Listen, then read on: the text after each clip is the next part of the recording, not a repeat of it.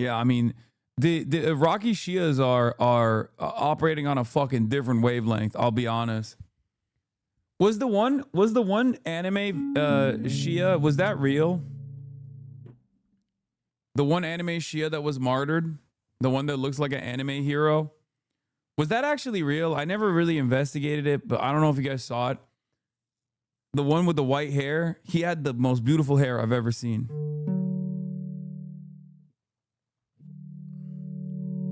Lol, no, that was some Saudi edit.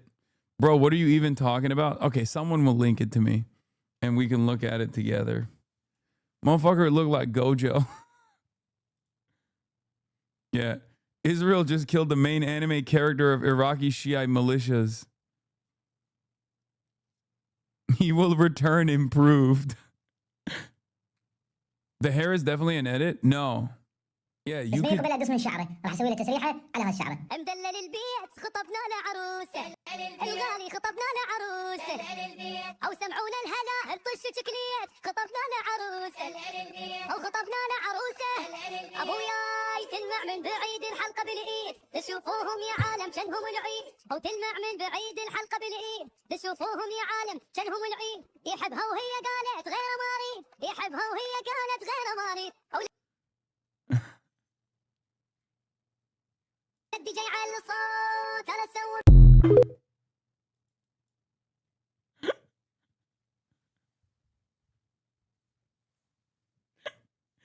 The hair is not fake. That's the reason why I wanted you to see this.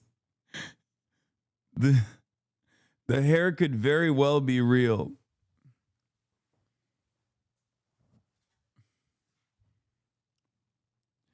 Yeah. I'm gay and Lebanese. As an Iraqi, that motherfucker ain't one, bro. Don't be embarrassed.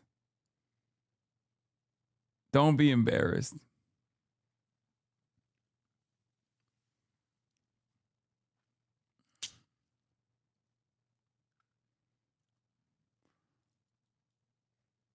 Law, what the fuck? Atwani edits on stream before GTA 6.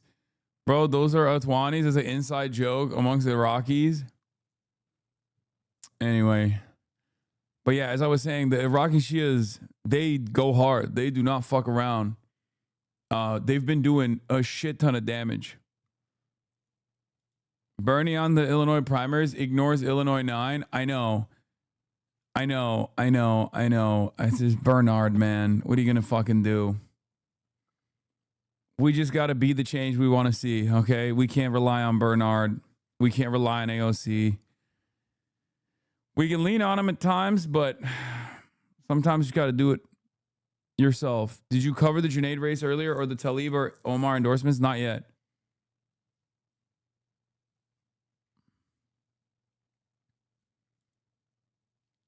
Direct hit on U.S. Embassy after unsuccessful CRAM engagement.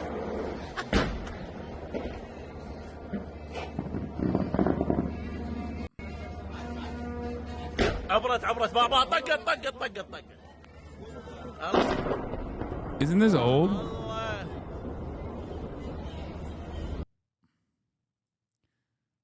Dude, those are like mortars, right?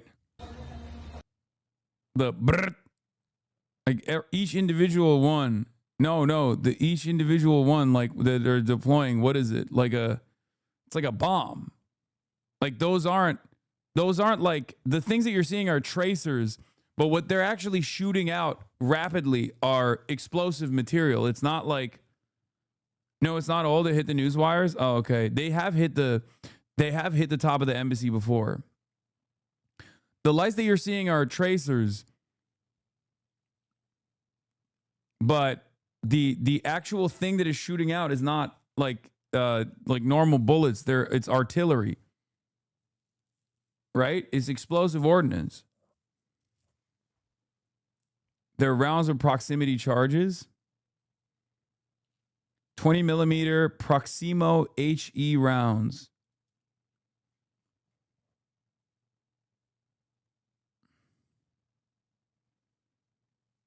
It's college debt relief. You can look at it as you can look at it as Some are saying flak. Some are saying 20 millimeter explosive rounds, explosive ordnance. You can just look at that as your college tuition, lighting on fire. You can look at that as your health care. You know, you can look at that as austerity at the home front. It's wonderful, wonderful use of our wealth. Is a 20 millimeter auto cannon. The rounds detonate via proximity to the target. If they miss, they auto self-destruct. Graphic about CRAM, you himbo. CRAM has its own radar. Iran likely took out an early warning radar or EW system at the U.S. Embassy in Baghdad. U.S. air defense system in Baghdad. Counter rocket artillery mortar system. That's what the CRAM is. Dual antennas, primary KU band, 360-degree radar, continuing scans for incoming threats. Forward-looking infrared, FLIR cameras detect incoming fire. Fire control, secondary radar, triggers cannon. Ammunition is 20 millimeter, multi-purpose tracer, self-destroying. Price is $27 per round. Shoot down rate is 60 to 70%. This is what it looks like. Nose incendiary, high explosive, round self-destruct before they hit ground, and a tracer. The M61A1 Vulcan Gatling rotary cannon fires between 3,000 to 4,500 rounds per minute. Has a helical magazine, feeds 1,550 rounds at up to 75 per second.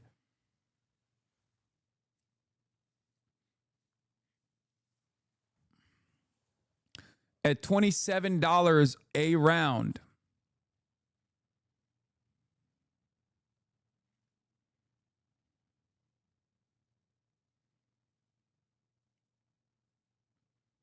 That's 2025 per second of fire. $20,025 per second to fire the CRAM. He goes brrr. Yeah, you can now officially pretend like the stars in the night sky are no longer shooting stars. The airplanes in the night sky are no longer shooting stars. They're quite literally $27 per round, 20 millimeter multi-purpose tracer self-destroying ammunition that is being fired from an M61A1 Vulcan Gatling rotary cannon. Fantastic. I'd rather have austerity than be considered weak before the world. I have aggressive erectile dysfunction.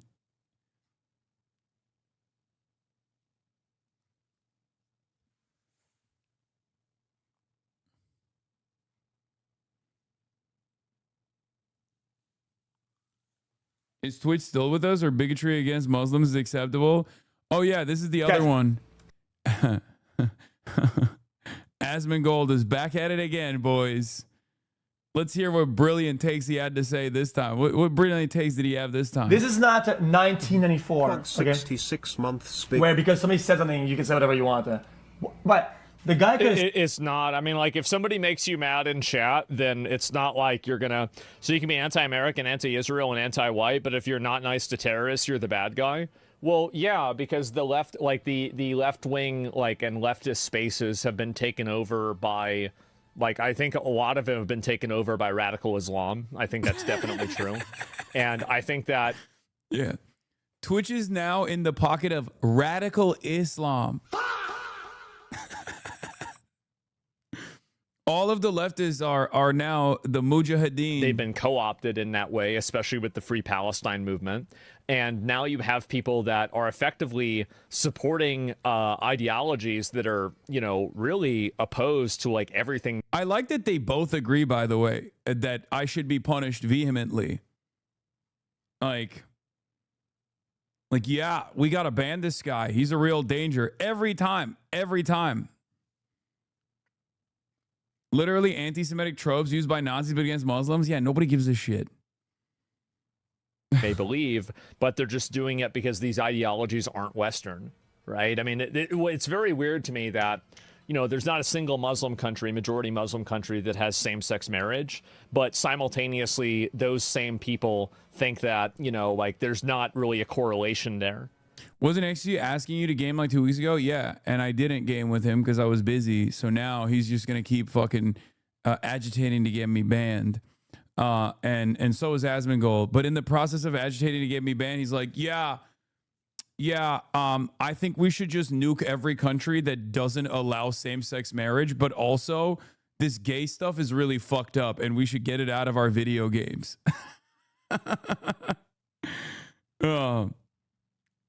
Like, who gives a fuck, man? I think if a country doesn't have gay marriage, yeah, that sucks. I wish the gay people there could get married and live happy lives, right? But you know what effectively destroys that? American munitions, okay? You know, Tomahawk missiles, B-2 bombers dropping 2,000-pound payload on top of schools. That's not, you know, somehow a delivery mechanism for gay marriage.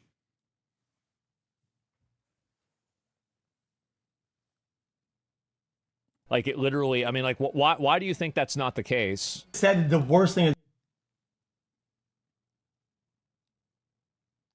I feel like it's kind of weird to call someone a terrorist supporter and also want to do a stream and gaming collab with them. What, you mean XQC? The reason why he does that is because he doesn't actually give a shit. He doesn't think I'm a real terrorist supporter. He doesn't give a shit about anything. He just loves farming some of the biggest dullards. Just look at what happened. ADLCO Jonathan Greenblatt is back at it again.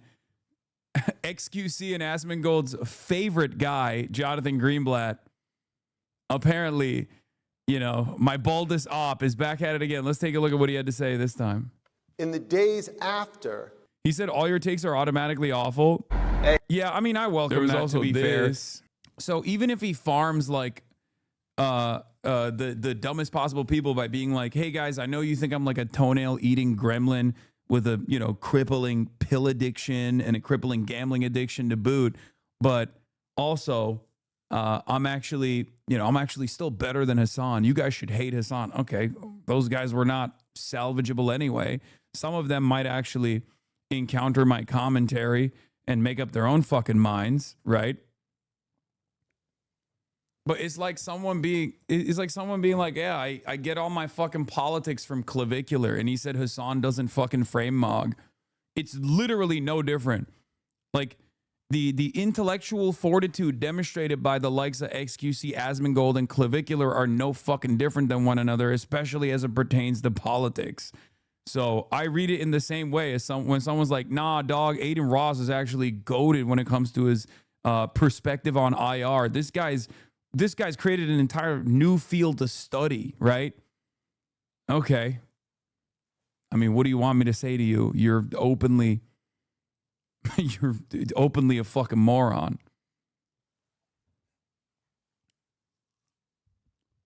And then they backtrack and try to go neutral instead of actually researching anything. Yes, because for them, it's a meta. This isn't just my life. This is something that I obviously care about, something that I obviously believe, something that I push for very hard, regardless of whether or not there's a massive audience for it. I'm here to tell you cold, hard truths that you might not want to hear. Of course, over time, sometimes, like in the case of Gaza, right, the audience is initially not very receptive to what I have to say, but over the course of 2 years and endless amounts of death and destruction, they sometimes change their minds, right? And it's fine. It's not my position that changed. It's your position that changed. You were more open-minded. You became more open-minded. You were more invested in the truth all of a sudden.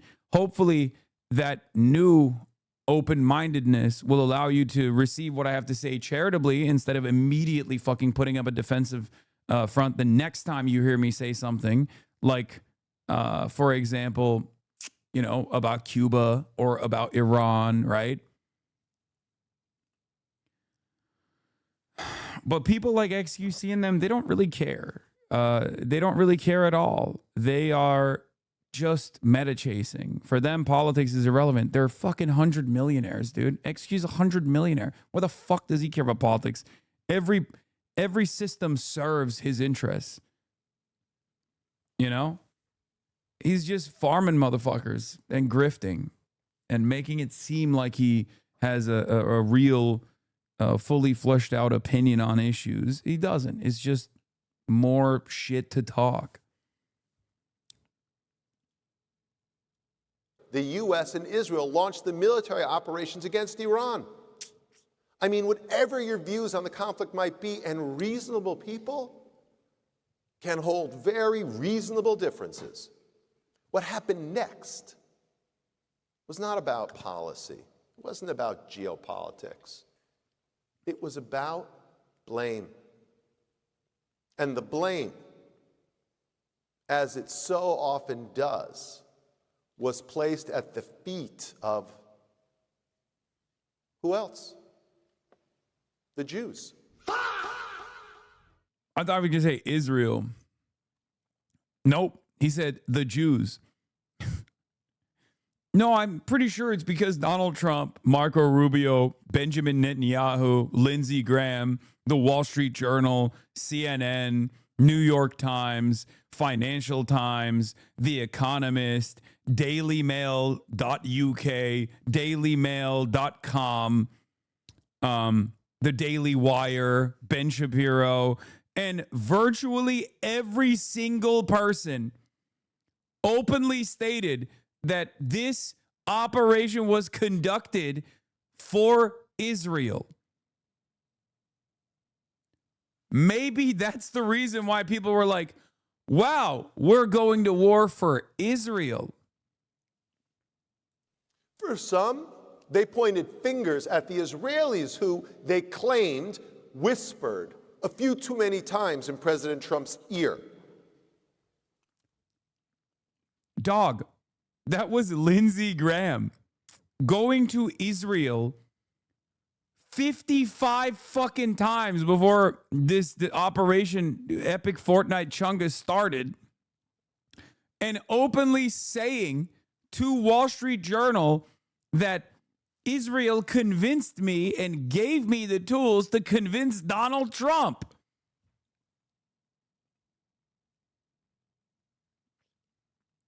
In case you are wondering why Donald Trump went to war. Zero. We don't need, we don't need oil.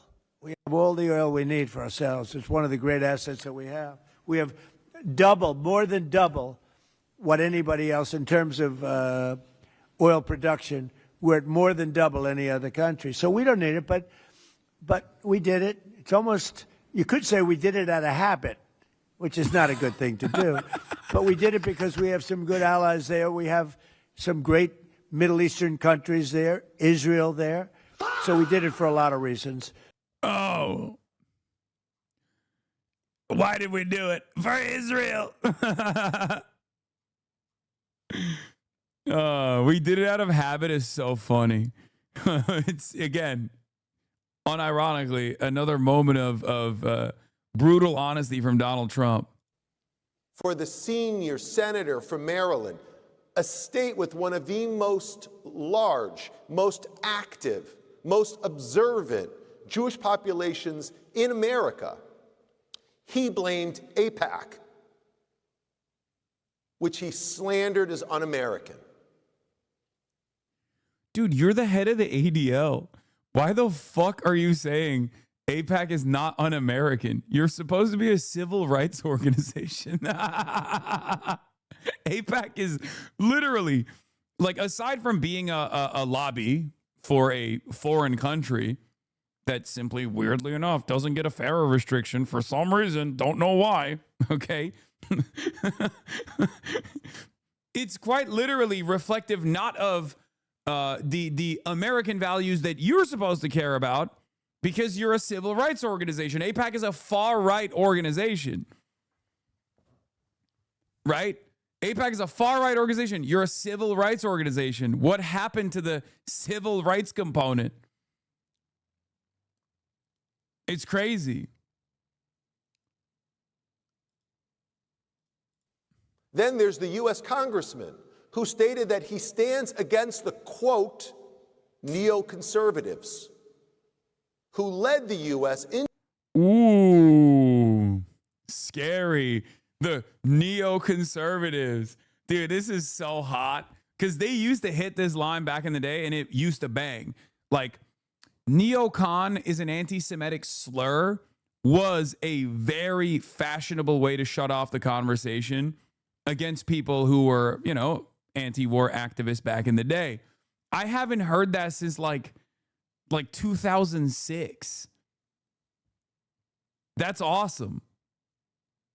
That's cool. He's bringing it back. This time it's going to work for sure.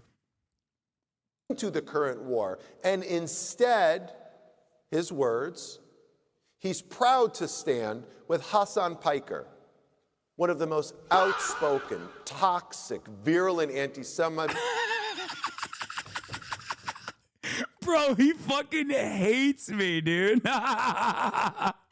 Yeah. He fucking hates my ass. Dude, I swear to God, if I am assassinated one day, it will literally be because of Jonathan Greenblatt, I think. I mean, he is an agent of Israel anyway. It'll be probably another agent of Israel, but it's crazy. Neoconservatives who led the U.S. into the current war, and instead, his words, he's proud to stand with Hasan Piker, one of the most outspoken, toxic, virulent anti-Semitic influencers in the world. In the world. Oh my God. Oh, dude. In the world, dude. I am one of the most virulent, toxic, anti-Semitic streamers in the world. Dude, it's awesome. Oh, that's so funny. Oh my God. He's just so, I think one of these days he's going to accidentally be like, we should kill Hasan Piker. Like, I think because he gets so mad every time it brings me up. He's just going to let it slip.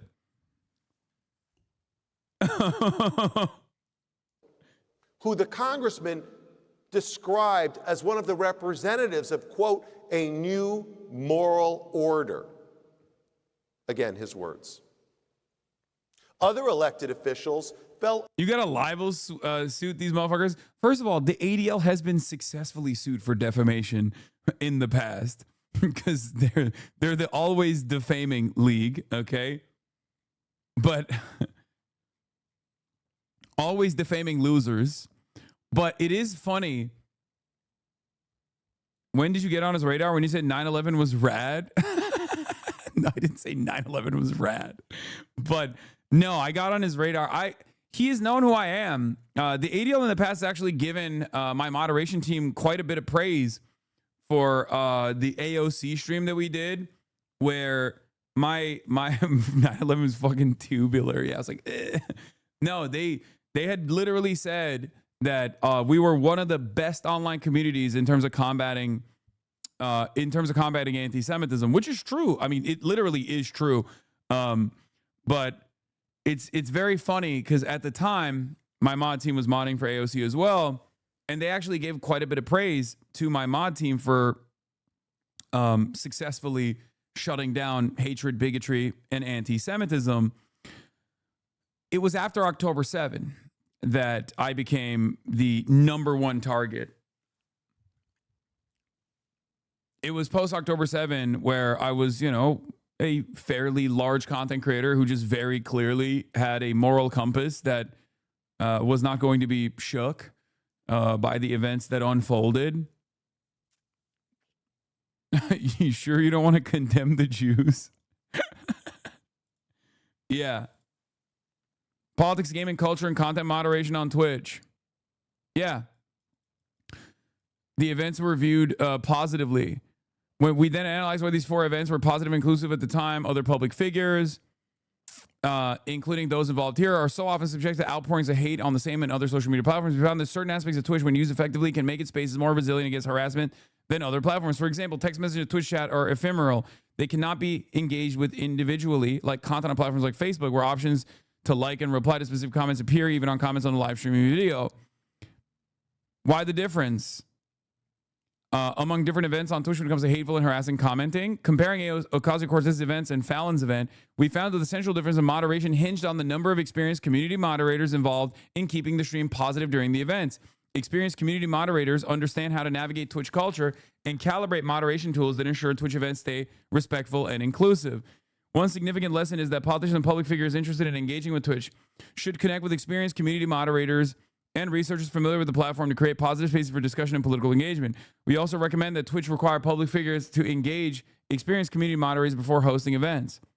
They literally glazed my fucking mods that were moderating the AOC stream.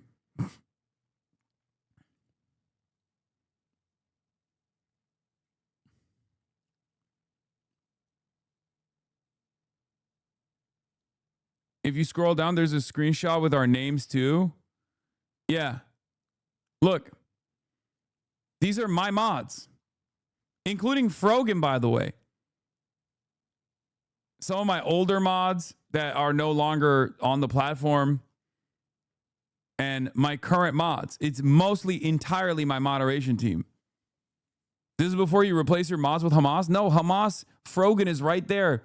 Hamasaphase is right there. Hamas juice is right there. Hamas filter is right there. Hamasabot is right there. Hamas fizz.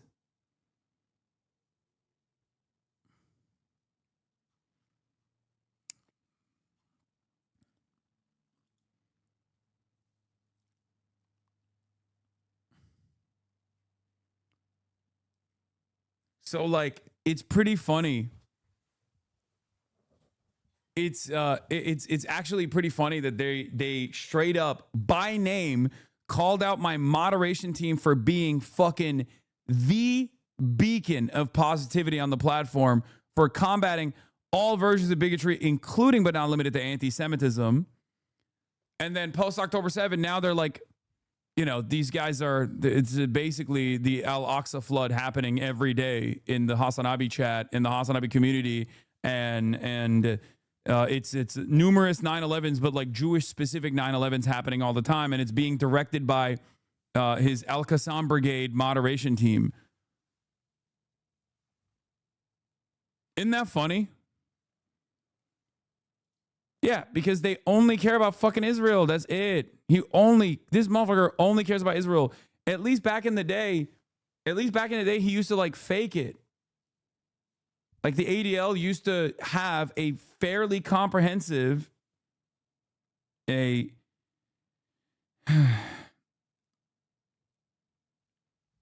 ADL back in the day had a fairly comprehensive civil rights team that would look at all different like extremism research, all different kinds of like bigotries and you know terror networks and things of that nature. They dropped it. They literally got an unprecedented amount of donations post October 7, and in spite of the extra money that they got, they literally cleaned house.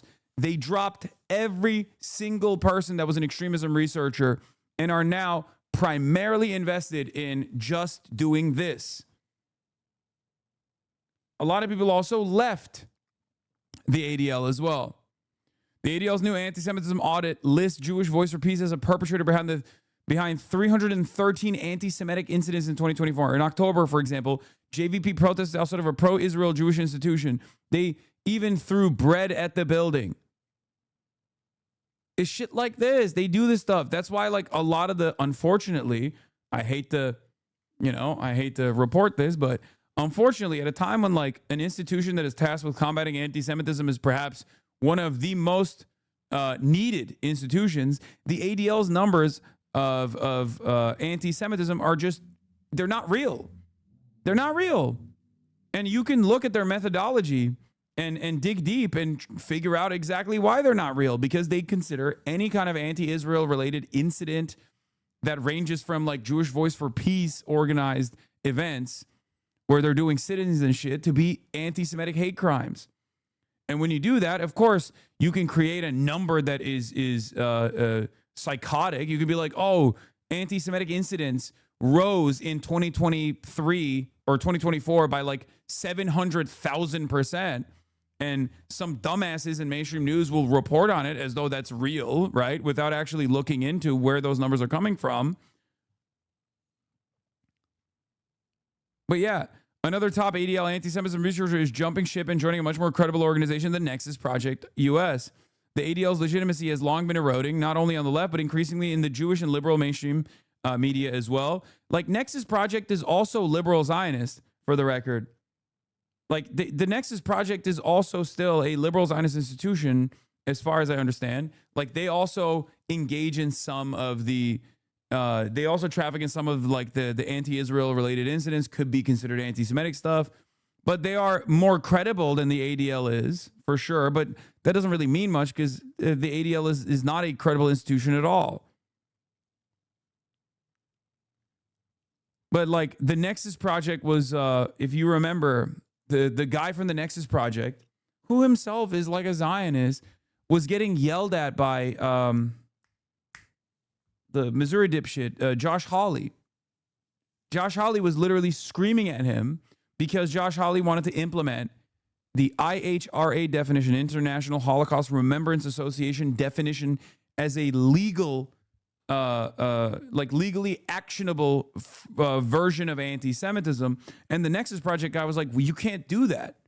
Like, you can't demand college campuses actually implement this definition, because if you do, people are just going to get fucking deported.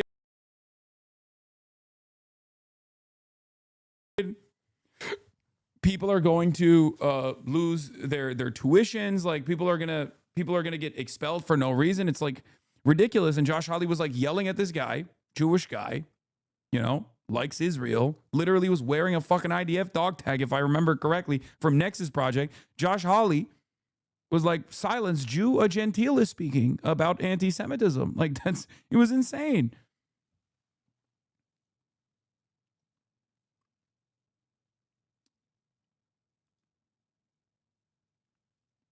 The Nexus Project, a liberal anti-Semitism watchdog, says the ADL report repeatedly blurs the line between anti-Semitism and anti-Zionism, and that risks substituting presumptive suspicion for constructive engagement. Mamdani shown to respond promptly when anti-Semitism is identified.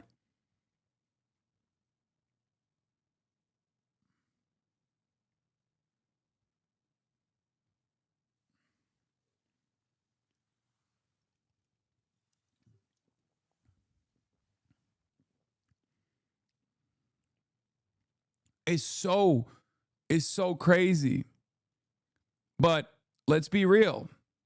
There is not a guy that is worse at his stated job and his actual objectives than Jonathan Greenblatt. If you ever feel irrelevant, if you ever feel worthless, remember that Jonathan Greenblatt gets hundreds of millions of dollars in donations to combat anti-Semitism in the United States of America.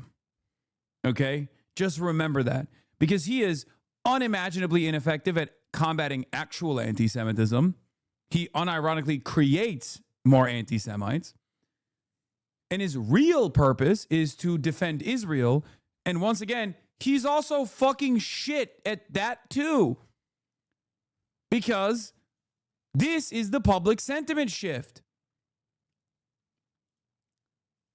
New NBC News poll finds American public sentiment turning against Israel since 2023. Double-digit drops in positive views of Israel. -21 among Democrats, -19 among independents, -9 among Republicans. Overall, a double-digit increase in negative views. And this last study was conducted before Benjamin Netanyahu dragged us into war with Iran. It was conducted between February 27th and March 3rd, like right as that was happening, right?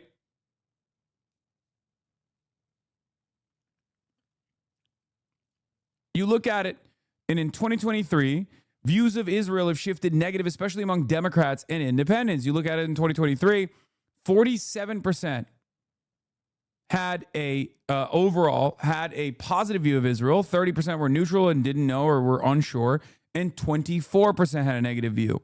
Now, in 2026, 32% have a positive view. This is overall, remember. Okay, and 30% have a neutral opinion and 39% have a negative view. Amongst Democrats, the shift is even more dramatic. In 2023, amongst Democrats, 34% had a positive view, 35% had a negative view. Now, it's 57% of Democrats that have a negative view of Israel. Okay? And only 13% of Democrats that have a positive view of Israel, and 30% are unsure. Obviously, we still have a lot of room here. Okay? We still have to keep going. We still have to keep going. Okay? That's another reason why ADL, Jonathan Greenblatt, fucking hates my ass. Right? Where is it? Let's keep going. Among independents, negative opinions of Israel went from 22% to 48%. And amongst Republicans, the most resilient demo that is still dick riding Israel, it went from 12% to 18%, right? And the positive opinion and positive association with Israel went from 63% to 54%. So Republicans make up the large share of positive feelings on Israel in this country, right? And if you ask overall, in the Middle East situation, are your sympathies more with the Israelis or more with the Palestinians? Overall, it's at 40% for Israelis, 39% for Palestinians. In 2013, it was 13% with the Palestinians, 45% with the Israelis. Amongst Democrats, in 2013, 30% had a more sympathy with the Israelis, 18% had more sympathy with the Palestinians. Now, amongst Democrats in 2026, it's 67% sympathies with the Palestinians and 17% sympathies with the Israelis. Among independents, it went from 10% sympathies with Palestinians and 37% with the Israelis in 2013 to 37% with the Palestinians and 27% with the Israelis. And once again, on the Republican side, there has been an increase in sympathy for both the Palestinian side, and weirdly enough, also sympathies have increased for the Israeli side because the Republicans are fucking strange. Okay? And it's really interesting because, and I said this already, a lot of these guys think that this happened because of people like me, right? And people like you in my community. And sure, while we may have played a small role in spreading the word and going out and protesting and being steadfast in our advocacy, knowing full well what the truth was, we are not singularly responsible for this. Like, I don't have a Islamic hypnosis beam that I opened up on my community, and then they were like, whoa, wait a minute, I was saying I'm Israel high last week, but now I hate Israel, oh my God. Like, this is not what happened. That's not what happened. So taking me out and like deplatforming me or trying to deplatform me unsuccessfully, even if it was successful, is not going to change this dynamic. Buying TikTok is not going to change this dynamic. Okay? Tweaking the algorithm is not going to change this dynamic. That's it. But these guys don't understand that. They think if we just shut off people like myself, then all of a sudden the public attitude will change. They think that if they yell at politicians, which they have unlimited access to, right? Like Israel advocacy organizations and Zionist organizations have tremendous access to politicians. It's probably one of the last areas where they can like bully people into submission, right? They can't change the public attitude, but they can actually make boss calls and say, look, you got a lot of big donors that I would hate to make hate to make phone calls to deny you of the campaign contributions that you need, right? And that's precisely why there is this major disparity, this weird, undemocratic system where the overwhelming majorities in the base of independents and Democrats believe one thing, but that one thing is not reflected in their democratically elected representatives. Israel has also lost its persuasive capabilities in mainstream institutions as well. While there are places like the New York Times where there's still a tremendous amount of bias in the direction of Israel that no other country benefits from, no other country gets this kind of coverage. Even then, back in the day, if the ADL made a phone call or a bunch of Jewish advocacy groups made a phone call to the New York Times to be like, do not fucking cover this Hassan Piker guy. He is a dangerous anti-Semite. It would be fucking over. The only type of article that would ever be written about someone like myself would be negative, would be hit piece after hit piece after hit piece. Okay?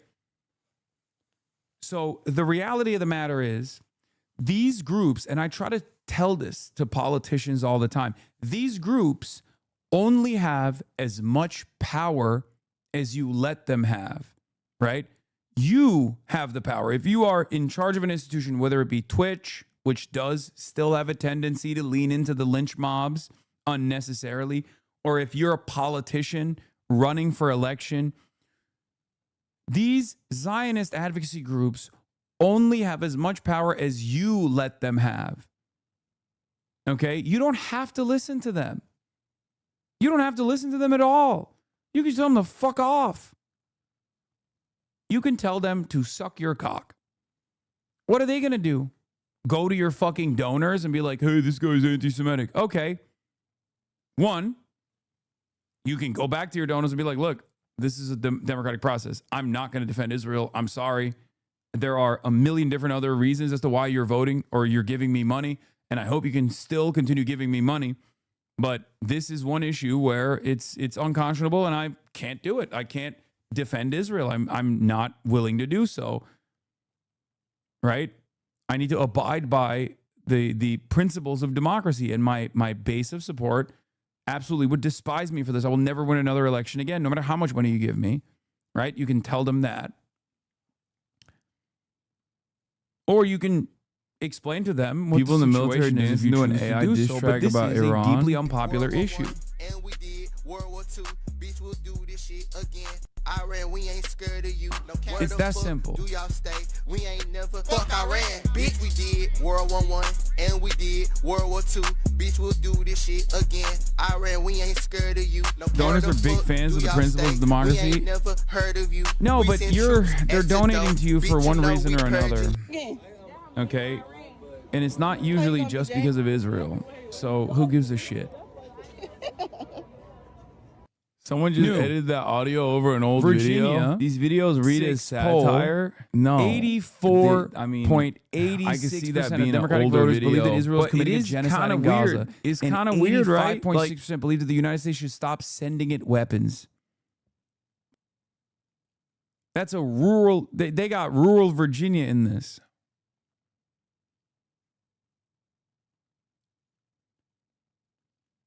And there are still motherfuckers out here who try to act like this is a real conversation. There's a real disagreement here. Oh, they're cutting us out of the party. We're Jews and the Democrats are cutting us out of the party. No, dumbass. Jews still overwhelmingly vote Democrat. You are using your Jewish status as though it's like a meaningful shield to defend Israel. You care about Israel, and you want to keep voting for the Democrats while still hoping that the Democrats defend Israel. And now you're throwing other Jews under the bus to make it seem like they only give a fuck about Israel when they live here. They live in the United States of America. They don't live in fucking Israel. Shut the fuck up. The age gap among Israel approval is also insane. Brutal new polling from NBC News shows views of Israel among Americans have declined across all age groups in the past several years. In 2023, Young voters' views on Israel turned sharply, leading to declines across age ranges. In 2023, between the ages of 18 and 34, 37% had a negative view of Israel, 26% had a positive view of Israel. In 2026, it's 63% that have a negative view of Israel and only 13% that have a positive view of Israel. This is between the ages of 18 to 34. It's fucking done, right? The numbers are not exactly great for 35 to 49 either, though. In 2023, 33% negative. In 2026, 43% negative. In 2026, 20% have a positive opinion between the ages of 35 to 49. And once you start getting to the Gen X and Boomer generation, obviously those numbers grow. This is the backbone of the pro-Israeli sentiment.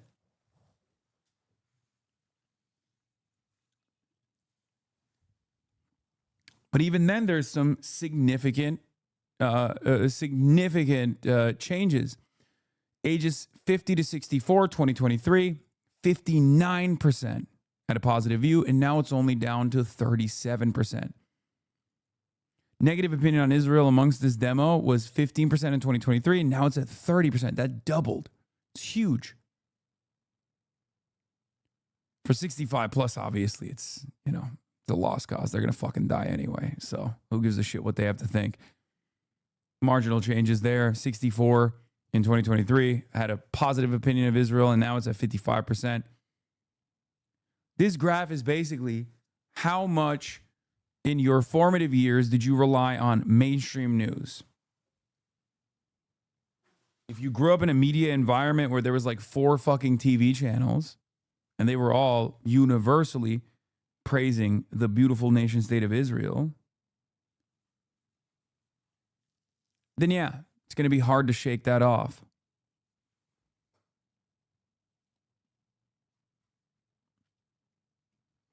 But even then, 12% had a negative view, and now it's at 21%. That's huge. That's huge.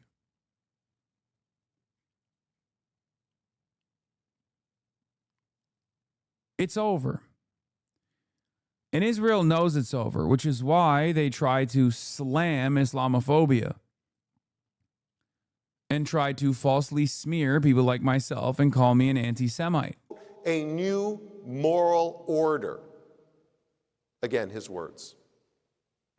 Other elected officials fell over themselves to make big, splashy announcements of not taking money from the largest pro-Israel organization in the country, even as they seemingly have no problem taking money from anyone else. Huh. Yeah, it's anti-Semitic to say you oppose AIPAC money. It's awesome. I mean, like I said, I welcome his hatred. Just look at what happened. He's motionless. He's a fucking loser. If you're ever feeling worthless, remember that Jonathan Greenblatt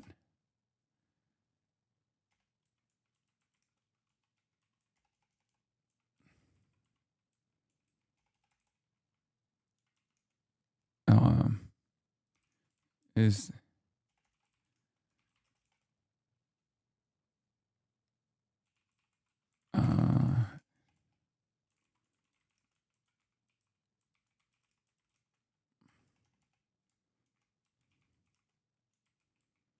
rising rapidly. Inflations.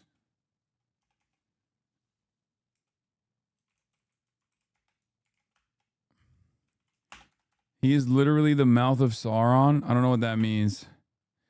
Tasked with combating anti-Semitism rising rapidly due to his conflicts in Israel and to defend the nation state of Israel. To defend the nation state of Israel's approval ratings. Look up a pig in the mouth of Sauron, and then I'm going to package that up with the fucking Israel numbers. You look like you're about to fall asleep. I'm a little tired.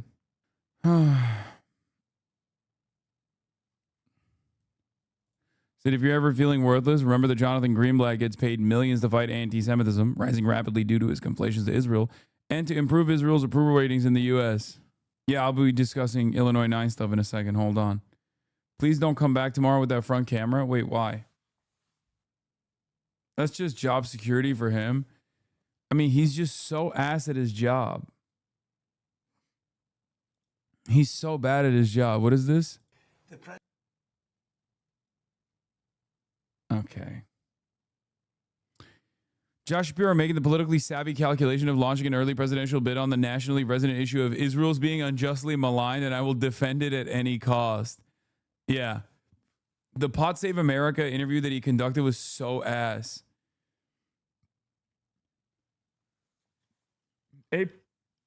AIPAC's eagerness to subvert American freedoms and its commitment to say absolutely anything in support of a foreign genocidal nation state is not only not patriotic, it's bad for the U.S., bad for Americans, and bad for the world. Dual loyalty would be a major improvement here, says Sam Hasselby. Yeah, I can't believe you're saying like AIPAC is criticizing AIPAC, which is, again, an Israeli lobbying institution, okay, that very clearly works with the Israeli government to go along with the Israeli government's goals and to basically destroy American democracy, as many other advocacy organizations do as well, like many other lobbyist groups do as well. I have a theory. He is in a... But AIPAC specifically is like so indecent. Like, there is nothing that comes close to the cynical ways in which these guys spend money. They will never mention Israel. Because, like, the thing is, if you're like a cryptocurrency, I don't know, gambling lobby or something, like, you will bring up like why you're doing this, right? Why you're defending a certain candidate oftentimes. AIPAC never brings up Israel when they're doing attack ads. AIPAC never brings up Israel when they're running positive ads about their candidates. They'll hand select the candidate that they like, that they know is pro-Israel. Candidates go and petition with their policy papers, including Daniel Biss in Illinois 9, right? As many others. And then AIPAC will choose one of them to boost, and then simultaneously will attack all the other ones that they think are going to be a danger to Israel. And that doesn't necessarily mean someone who is a anti-Zionist. In many circumstances, like in Tom Malinowski in New Jersey, AIPAC will attack Tom Malinowski because he has said in the past that he might condition aid to Israel in the future. Tom Malinowski's always been pro-Israel his entire life. Okay? He's always been pro-Israel. He's always defended Israel. And yet, because at one point he said he would maybe condition aid to Israel under, some really horrible circumstances, Israel thought that was too much of a threat and spent millions of dollars boosting another candidate in the race while millions of dollars attacking Tom Malinowski. And in the process of that expenditure, the actual anti-Zionist candidate, Anna Lilia Meia, rose up through the ranks. Now AIPAC has seemingly learned from that lesson and are dumping money into every single Democratic Party primary in Illinois right now, because the Illinois primaries are happening tomorrow. For those of you who don't know, AIPAC-linked PACs have spent $21 million across 4 House Illinois primaries. 4 Illinois House primaries.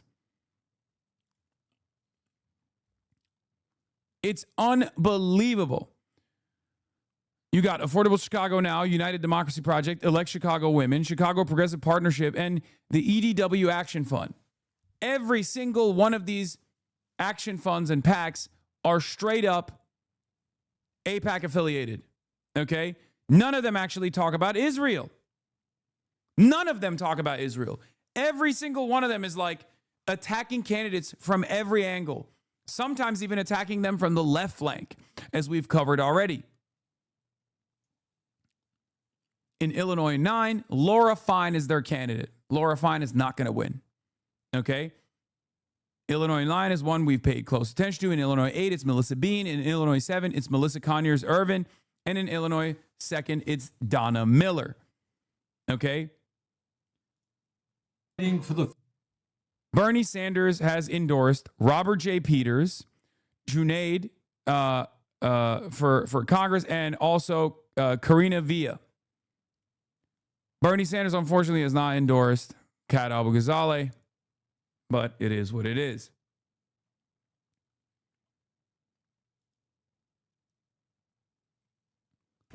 This attack ad funded by AIPAC-affiliated Super PAC United Democracy Project began running in mid-January against Tom Malinowski ahead of February 5th, special primary in New Jersey's 11th District. Notice how there is nothing in this fucking attack ad against Tom Malinowski that talks about his like opinion on Israel or whatever. It's about how Tom Malinowski was pro-ICE. The stock trading as AIPAC funded an ad attacking Tom Malinowski for being pro-ICE, which is true.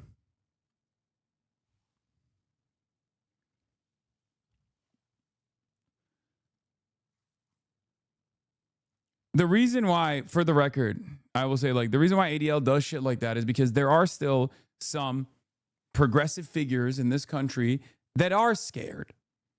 I will say it.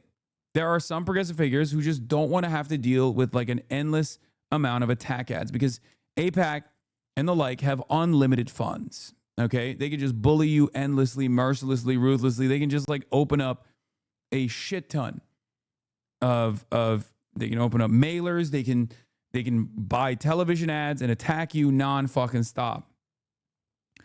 A lot of politicians don't want to deal with that. Okay. They don't. And even when they're not in a campaign, they still don't want to deal with that. They're like afraid of it. Even Zoran Mamdani, who I love and admire, okay, he is a little afraid of all of the advocacy networks coming after him all the time, which is why he sometimes takes like a much more conciliatory stance. I think AOC is a little bit afraid of these groups as well. In the past, she has absolutely caved on not just AIPAC necessarily, but like Zionist advocacy organizations that masquerade as Jewish advocacy organizations that are tasked with combating hate crimes come to people like AOC and tell them like, you can't deal with this person. You can't do this. You can't say this thing. Okay. And then they back away, partially because they don't know, right? Partially because they feel worried that they're going to come across as like bigoted, right? Longtime viewer, what voltage you shocking your dog at? It's the same voltage I use on your mother's pussy. You should ask her. She loves it. It quakes.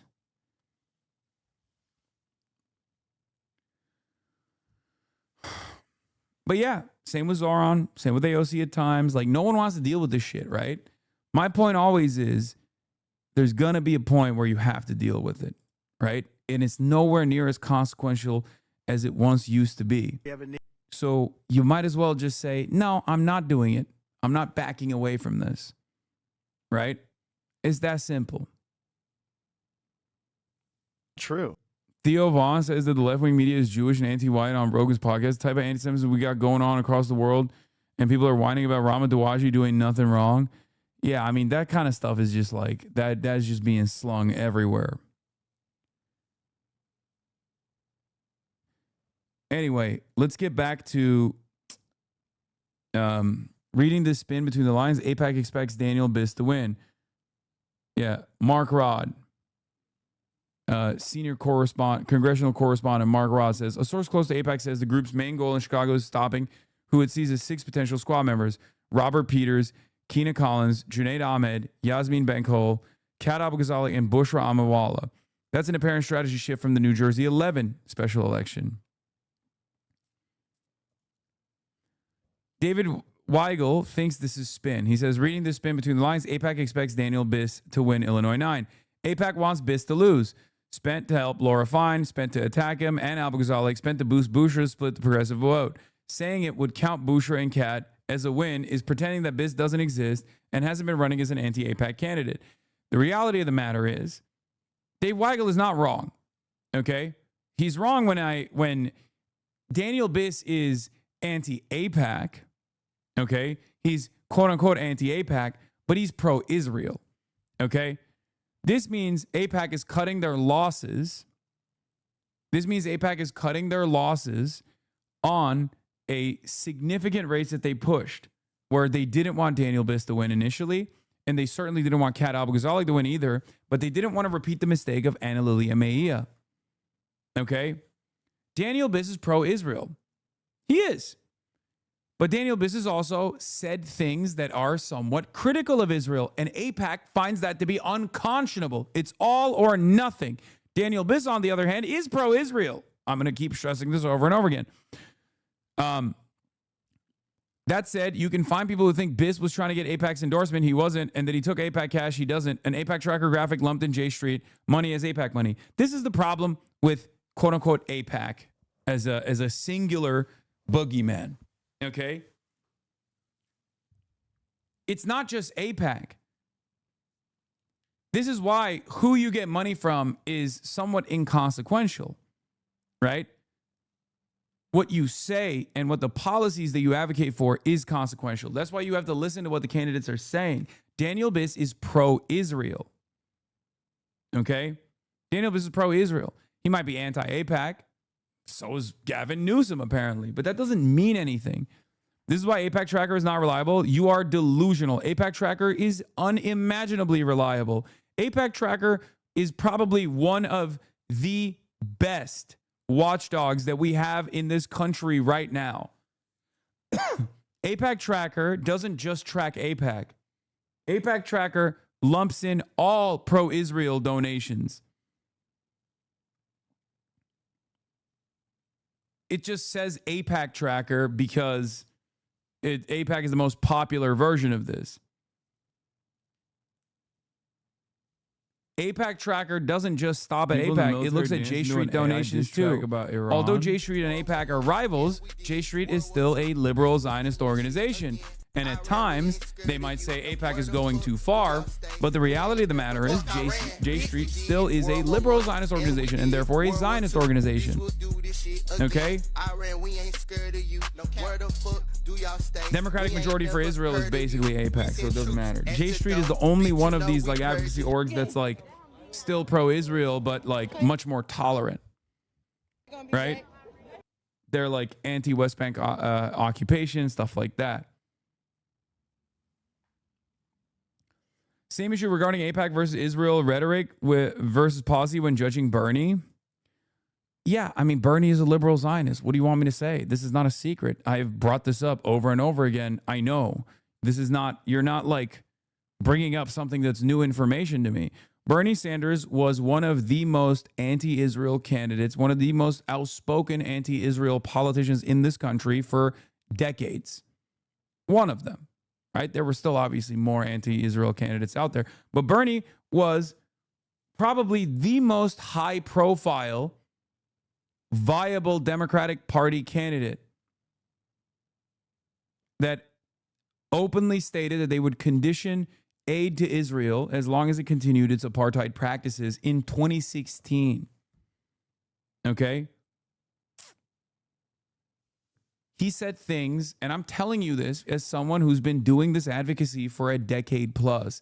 He was saying shit in 2016 that you never heard from any American politician with that level of prominence. Okay? Never.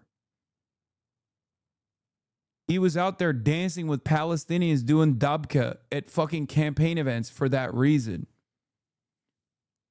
But Bernie Sanders also happens to be still on copium, clown maxing. Me? Buddy? I was there when these things were happening, okay? I didn't fucking learn about Israel yesterday and got really offended and really mad when I found out how unconscionable Israel's crimes were, and now I'm the #1 anti-Zionist in the country, okay? Shut your bitch ass up. When I'm telling you something about how the media landscape was in 2016, bringing up Bernie Sanders' like advocacy on this, you better sit the fuck down and listen, okay?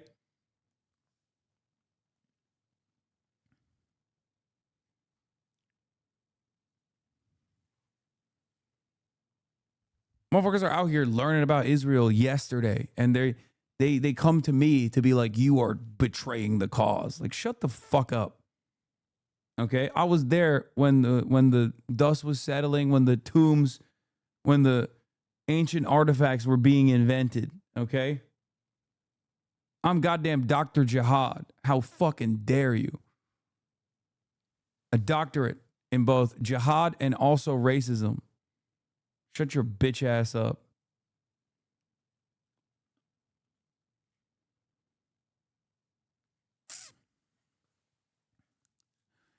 Anyway, post 2023, post October 7, Bernie Sanders actually was getting outflanked by everybody else. Okay? That's it. And he still is.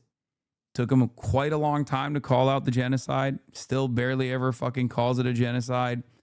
It's obvious that he's conflicted on this issue. He just stayed a liberal Zionist. It was shocking. It was shocking for me and many others who actually still have a lot of respect for Bernie Sanders. But sometimes you just got to give up on, big dog on this issue. You know, he's 854 years old. My man went to a fucking kibbutz, and he still thinks labor Zionism is he still thinks labor Zionism is a real concept in his mind. You know, he's too embarrassed to say it out loud, but it feels like his attitude on this issue is like fucking Stalin in 1948. You know what I mean? Yeah, he's like, of course, Israel is an incredibly valuable ally to the Soviets. Are you kidding me? There's like, you know, they're gonna be super valuable as an ally. We should funnel weapons to them by way of Czechoslovakia illegally, in contravention of international laws, so they can go do mass slaughter. Stalin did that. Okay? Just remember, we can use Israel as a destabilizing factor against British interests in the Middle East. That was the goal of the USSR at the time.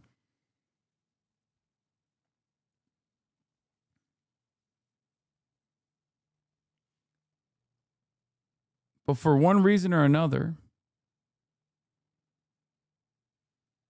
you know, Bernie Sanders has been left behind on this issue.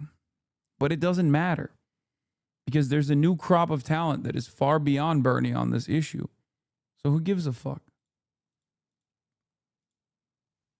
And it's not like Bernie steps in front of them and stops them from advancing. Because if he did that, then I would have some issues. But Bernie has never shied away from endorsing anti-Zionists, outspoken anti-Zionists. The only time where I've ever seen Bernie tell someone to keep it in check was with Zoran. I couldn't believe it. When he told Zoran to be watchful of, you know, like how he comes across. Illinois 9 update. The pro-Israel lobby has now spent $460,000 supporting Daniel Biss. He won't call Israel's actions a genocide, opposes the BDS movement, while lobbying accusations of anti-Semitism and continue to support defensive weapons transfers to Israel funded by U.S. taxpayers. His campaign has received donations from an array of donors who have made large contributions to AIPAC, J Street, and even the Republican Jewish Coalition, among other Israel lobby groups. J Street is currently running ads to support him. Yeah, Daniel Biss believes BDS is a tactic that has at times been used to advance anti-Semitic ideology. You also won't call Israel's genocide a genocide. But the very fact that the ADL is basically, or not ADL, the very fact that the AIPAC groups have decided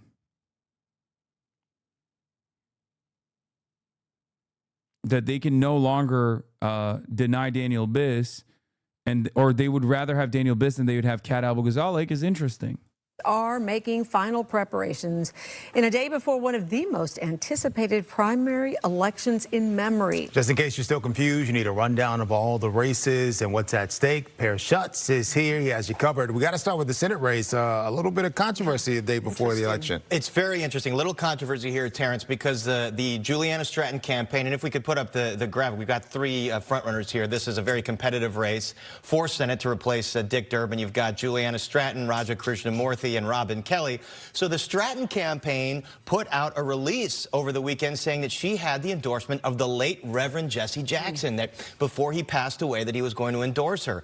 And then Jackson's children said not so much. And today, Jonathan Jackson, the other congressman, said there was a sample ballot that leaked out, but the Reverend had not endorsed anybody. And in fact, Rainbow Push and Reverend Jackson did not like to endorse in primaries. So it was not true that he was endorsing Juliana Stratton. So where did she say she got the word from? That I don't know. They just put it out in their campaign that it came to their attention that Jackson had planned to endorse her. So again, Jackson said, well, a sample ballot leaked out, so he might have gotten ready to vote for her, and he hadn't voted yet. But he does not endorse in primaries, especially when there's multiple African American candidates. He didn't want to split the race like that. So a bit of a controversy there in this all-important race. And Raja Krishnamurthy has led on fundraising. There's been outside money, as we've talked about, APAC getting involved, and cryptocurrency and AI interest getting involved. Millions of dollars in special interest. Stratton kind of making a move in the polls here with all that J.B. Pritzker money, but a little bit of a controversy this weekend. Yeah, very interesting. Okay, let's talk about some of the other competitive races you're really focusing on. Well, these, 4 competitive congressional districts in the Chicago region. I don't remember a time where we had that many competitive races for Congress, and this is really going to be a sea change for Illinois' delegation. So let's start with the 2nd congressional district, a familiar name, Jesse Jackson Jr. As you look at the Senate candidates there, they had appeared on our debate about a month ago for a very fiery exchange. And then there's the Cook County Board President candidates, Tony Preckwinkle and Brendan Riley, the 2 of them also in a very competitive race. And there's the 9th congressional district, and we'll get to that. But let's start with the 2nd congressional district, South Side, South Suburbs. You got Jesse Jackson Jr., who had been congressman. Remember, he was convicted for misuse of campaign funds. He's out of jail. He's running again. Donna Miller, a Cook County commissioner. Robert Peters, a state senator. Those are the big candidates in that race. And then if we go to the 7th congressional district on the west side, there's a lot of candidates here. It looks like front runners are Melissa Conyers-Irvin, who is the city treasurer, Richard Boykin, a Republican, Anthony Driver, LaShawn Ford, Jason Friedman, and on and on and on. We got the 8th congressional district. This is the northwest suburb, Schaumburg, Hoffman Estates. So this is to replace Raja Krishnamurthy. You've got Melissa Bean, a former congresswoman, front runner. She's gotten the support of AIPAC there. A couple other candidates, Junaid Ahmed, Yasmin Bankole, Kevin Morrison, Dan Tully. And then the 9th district, which you saw, Kat Abou-Ghazaleh, Daniel Biss, Laura Fine. Those are the top 3. An interesting wrinkle in that, there you go, you see some of the candidates there. An interesting wrinkle in that race. Kat Abou-Ghazaleh is the progressive. She's a podcaster. She's very critical of Israel. I think it's really interesting that Kat did journalism at Media Matters for years, and they always call her like an influencer or a podcaster. I keep seeing people posting you mocking Islamophobes that make you seem hilarious, like a pro Hasan ad everywhere on Twitter. Yeah, she's a journalist. Like, it's like crazy that she spent so many years being a journalist, and they call her just like a podcaster, an influencer. AIPAC has been a big issue in that race. There was an ad that came out over the weekend from AIPAC supporting another progressive person that's been hard on Israel, Bushra Amawala. And the thought is AIPAC is trying to get people not to vote for Kat Abou-Ghazaleh, vote for the other progressive, because it seems like they think Abou-Ghazaleh... Kat's new take on Hamas, I don't know what her take on her. It doesn't matter. Like, if you're gonna fucking hit me with, like, her website had like NED ass, like pro NED ass, like pro regime change, anti-Hamas messaging, it doesn't fucking matter. Okay, that's not what she believes. You need to stop.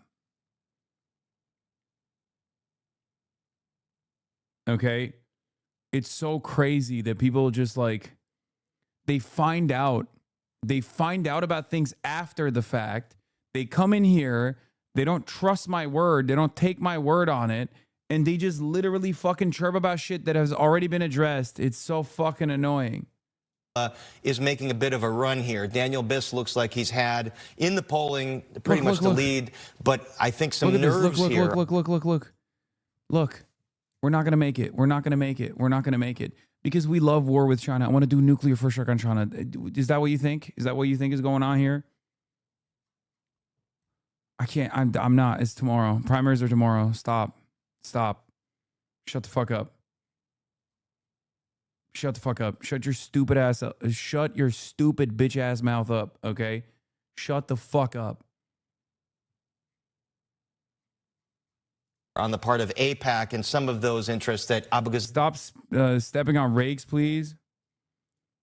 Oh, Mike's interview with Kat was great. She answered a lot of questions. Oh, I'm glad. I'm glad finally you guys are... Some of you actually watched it, and now you actually have a different opinion. But there are still dumb fucks that are coming in from what they saw that was posted on Twitter from, like, I don't know, a month ago. Zala, who is very progressive, is really making a run. And then we mentioned locally, Cook County Board, Cook County Assessor, the incumbent facing a stiff challenge. There you go, Preckwinkle. There was a poll today that came out from M3 Strategies, a very reputed pollster, showing Preckwinkle with a pretty sizable lead here, about 21 percentage points up against Riley. Preckwinkle, of course, tried to tag Riley with being close with Trump because Riley appeared in a press conference with Trump when the building opened. It's in his word. And Kat Ghazali is the worst enemy of Hassan Piker and all the most cringe Reddit tankies you've ever met. Why? Because she's pro-Taiwan. Vote Kat Ghazali if you want a progressive foreign policy that the tanky third worldist R-wordation. Hassan is an enthusiastic vocal supporter of Kat Lamau. Kat and Hassan are literally friends, by the way. No. That doesn't change that they're friends, and Hassan has been pushing hard for her to get the nomination despite their differences on foreign policy positions. He has said she is disqualified, will not be supporting her, and accuses her of supporting the Imperial Corps. He does not support her. This didn't happen. He was telling everyone to vote Kat this last Saturday. That was before this happened. He was literally praising Mike from PA like 2 days ago for apologizing and changing his stance to be pro-Kat. Lydia blocked me for pointing this out. Let me guess, you were a Hasan fan, but then you were annoying in chat and he snapped at you and now you hate him. God, no. I despise him and I've never been a fan of him. I think he's a complete tanky nut job. It's fascinating. It's actually fascinating how some of these guys are still so aggressively anchored around like what they have designed in their minds of what I represent. Like they have invented a guy that they hate in their minds. And they will go so far as that, like, Kat isn't just someone who I'm supporting. Kat is a member of this community. Okay? And has been for many years. Like she is a Hasanabi head. Which is why it's so weird that these guys will just be like, like, that's so crazy. How do you break these people's brains so hard? I don't know who these people are. I don't know where they come from. I don't know what I have done to cause this level of anger and resentment. I guess maybe they're 18. That's probably what it is. Common sense leftist pro-Talarico firebrand. This person is apparently Polish. Maybe that's what it is. Both district maps for Junaid and Kat. For anyone in Illinois or with friends and family there, this is Junaid Ahmed's district 08. The election is tomorrow, March 17th, and Illinois has same-day voter registration. Junaid is endorsed by the DSA. He's for Medicare for All, abolishing ICE, and a free Palestine. For anyone in Chicago or with friends and family there, this is Kat Ghazali's District 9. The election is also tomorrow, March 17th, and Illinois has same-day voter registration. Kat is endorsed by Ro Khanna, Ilhan Omar, and Rashida Tlaib. She's for Medicare for All, abolish ICE, and a free Palestine. That's right. Ilhan Omar has endorsed Kat Ghazali for Illinois 9. Her congressional endorsements now include Ro Khanna, Jamal Bowman, Rashida Tlaib, and Ilhan Omar. Here was a convo that she had with Rashida Tlaib. Because it was out there just like it is for you when the polling starts coming out and it's showing you head to head. Yeah. I mean, Kat, you see, everybody's like, oh my God, she's that close. Let's go. And, you know, and then when I saw like what they were doing, I mean, just the manipulation and the gaslighting and trying to pull from your base, it was like I had to do it. And, you know, folks like the Justice Coalition, Sherry, all the advocates that really believe in you, you know, they stayed on me and they were like, Rashida, we got to do this. Sherry is a fucking bulldog. She is awesome. As much. Well, I hope that people understand the importance of, again, it's not about our ethnicity. It's about our lived experience, but also us being on the outside looking in and feeling completely invisible to our own government. And we need to get people there just complete, like their lens is completely not wavering. Like they just see it and they know that's the problem. And no matter who's donating to them or anything like that, they're just not going to sell out their people. Online leftists who haven't unlearned their reactionary upbringings and have no logical basis for their politics other than good versus bad see you as a racist, misogynist frat boy. Hassan Piker should run the ADL. He's far more of an ally to Jews than his idiot green chat. Well, the ADL is as an institution, maybe in its inception was there to serve a decent purpose, but what it does historically since the 90s has been to quite literally defend apartheids. And I say apartheids, not apartheid, because it straight up has defended the South African apartheid as well at the behest of the Israeli state by spying on American Jews who were protesting against not the Israeli apartheid at the time, but the South African one.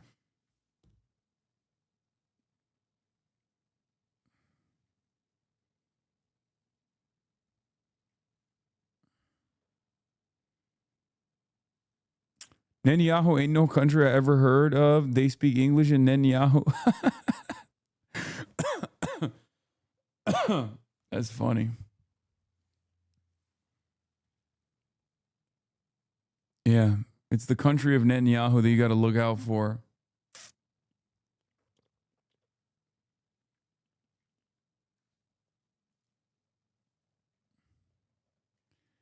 So yeah, that's what I got for what's happening in the world. Some good news. Lika Cordia, the 33-year-old Palestinian woman and the last of the arrested Columbia protesters to be in custody, has just been released from ICE detention in Texas. Her lawyer said on Monday New York City mayor brought up her case during his last meeting with Donald Trump. As much as I get upset sometimes with the way that Zoran conducts his affairs, he still gets the juice. He still gets the results. He still got motion, and he's still out here doing the right thing. I wish that he would fight a little bit more aggressively against some of these annoying advocacy groups that are constantly tugging at him and constantly whining and forcing him to make conciliatory statements when he doesn't need to, But that's great.